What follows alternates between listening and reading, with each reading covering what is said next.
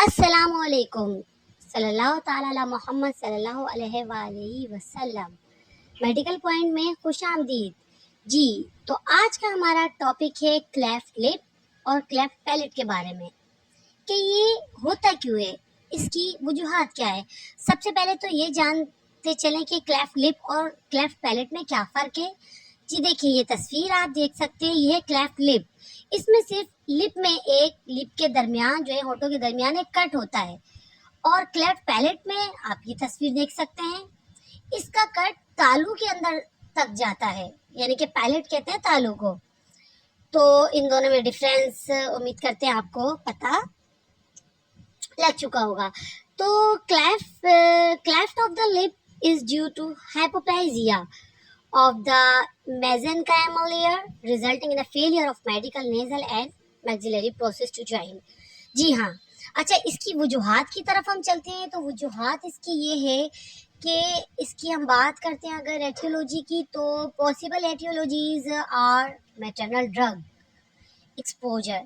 कुछ ऐसी अदवायात माँ ले लेती हैं प्रेगनेंसी में जो कि उनको लेनी नहीं चाहिए, उनको पता नहीं होता, या फिर वो अबॉर्ट करने की मेडिसिन ले लेती हैं कुछ इस तरह से।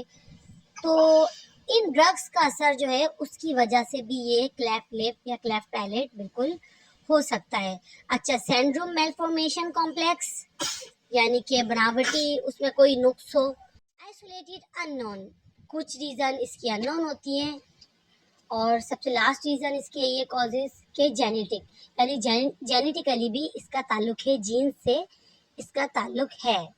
अच्छा, genetic factors are more important in cleft lip with और without cleft palate than in cleft palate alone. तो ये जो जेनेटिक फैक्टर है ना, ये बहुत बड़ा एक रोल अदा करता है इसमें ना।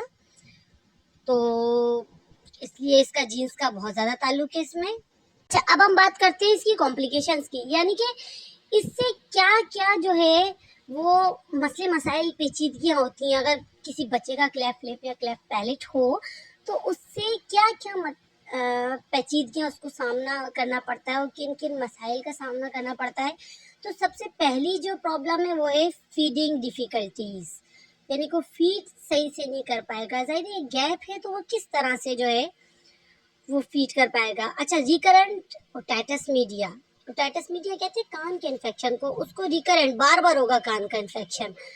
हियरिंग एंड लैंग्वेज डिलेस, वो सुनना और बोलना ये बहुत देर में स्टार्ट करेगा। स्पीच प्रॉब्लम्स, ज़्यादातर लोगों को स्पीच प्रॉब्लम्स आगे जाके फिर बोलने में जो है वो प्रॉब्लम्स होती है।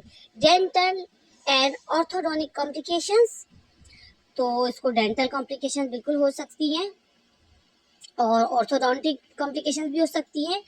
कॉस्मेटिक अपीयरेंस, साइकोलॉजिकल प्रॉब्लम, सबसे ज़्यादा ऐसे बच्चे जो हैं वो साइकोलॉजिकल प्रॉब्लम में चले जाते हैं। अच्छा, अब इसका हल क्या है, हम ट्रीटमेंट की तरफ आते हैं। अच्छा, बच्चे को पहले तो आपने फीडिंग पोजीशन जो है, एक पोजीशन होती है उसको कहते हैं हॉर्स राइड पोजीशन।